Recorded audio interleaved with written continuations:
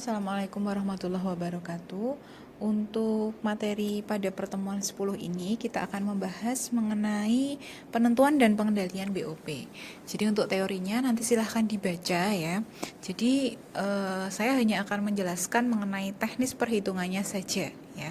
Jadi intinya untuk biaya overhead pabrik itu nanti kita kenal ada BOP, pembebanan BOP atau BOP yang dibebankan dan BOP yang sesungguhnya ya. Jadi BOP yang dibebankan itu sudah kita tetapkan di awal nilainya berapa, standarnya berapa untuk BOP.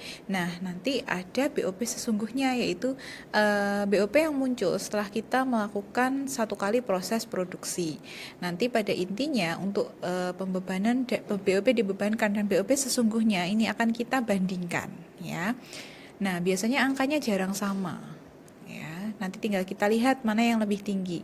Kalau nanti ternyata BOP yang sesungguhnya lebih tinggi dari BOP yang dibebankan, berarti ada selisih yang merugikan, ya, selisih rugi. Tapi kalau BOP sesungguhnya lebih rendah dari BOP yang dibebankan, berarti ada selisih yang menguntungkan. Ya, nanti tinggal kita alokasikan selisih tersebut ya ke dalam rekening-rekening tertentu. Baik, sambil kita mulai ya. Jadi sebelum kita masuk ke BOP dibebankan atau BOP sesungguhnya, kita pahami dulu apa itu tarif BOP. Ya, jadi tarif BOP itu rumusnya adalah anggaran BOP dibagi dengan taksiran dasar pembebanan. Nah, dasar pembebanan BOP sendiri itu ada beberapa ya. Yang pertama, BOP yang dibebankan berdasarkan jumlah satuan produk atau unit produksi ya. Nah, biasanya metode ini digunakan dalam perusahaan yang hanya mempunyai satu jenis produk, itu lebih tepat. Ya, rumusnya gimana? Tinggal dilihat di situ ya. Taksiran BOP dibagi dengan taksiran jumlah satuan produk yang dihasilkan. Nanti ketemu berapakah tarif BOP per satuan. Ya, satuan barangnya apa? Tergantung ya. Kalau bisa jadi satu pieces ya, atau apa ya, satu rem kalau barangnya berupa kertas ya, dan seterusnya. Tergantung satuan barangnya. Kemudian biaya bahan baku. Apabila harga pokok bahan baku kita gunakan sebagai dasar pembebanan. Ya, jadi nanti semua rumus itu pakai pembilang dan penyebut. Pembilangnya pasti sama, yaitu taksiran biaya overhead pabrik. Nah, tinggal penyebutnya saja yang beda. Kalau di sini penyebutnya taksiran biaya bahan baku yang dipakai. Nanti ketemu berapa persentase BOP dari biaya bahan baku. Kemudian pembebanan yang ketiga, bebankan ini kalau di jurnal nanti kita menjurnal BOP dibebankan, maksudnya adalah ke rekening PBDP, persediaan barang dalam proses. Artinya BOP ini adalah BOP yang diperhitungkan ke dalam cost produk, ya, harga pokok produk. Ya, kemudian rekening BOP sesungguhnya ya, atau BOP sesungguhnya itu nanti dimasukkan ke rekening BOP sesungguhnya. Ya, bedanya apa? Untuk BOP sesungguhnya ini akan dicatat sesuai waktu terjadinya, sesuai dengan kapan kita melakukan proses produksi. Nah, pada akhir periode BOP sesungguhnya nanti kita bandingkan dengan BOP dibebankan. Tadi saya sampaikan di awal ya, sehingga nanti muncul apa yang disebut selisih BOP. Ya.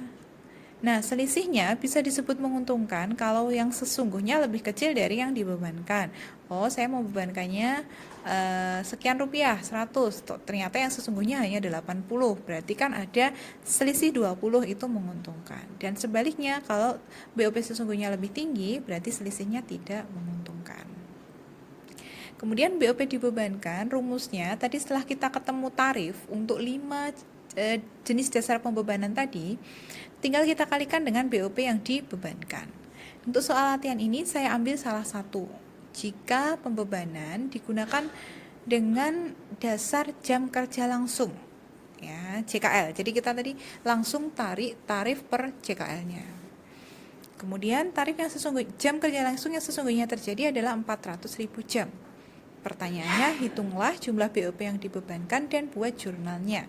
Oke, kita cari dulu berapakah tarif BOP untuk JKL. Oh, ternyata Rp2. Rp2 kalikanlah dengan 400.000, ketemu 800.000. Jurnalnya gimana? Nah, karena ini akunnya adalah BOP yang dibebankan, maka rekeningnya lawannya adalah PBDP. Debitnya PBDP, kreditnya BOP yang dibebankan. berapa? 800.000. Nah, kemudian sudah diketahui ya berapakah BOP dibebankan 800.000, itu kita simpan dulu angkanya. Kalau sudah, kita cari tahu berapa BOP sesungguhnya ya. Nah, BOP sesungguhnya di situ ada informasi variabel sekian, tetapnya sekian ya. Nah, komponennya ada biaya bahan penolong, tenaga kerja langsung, bahan bakar, sewa pabrik, dan penyusutan mesin.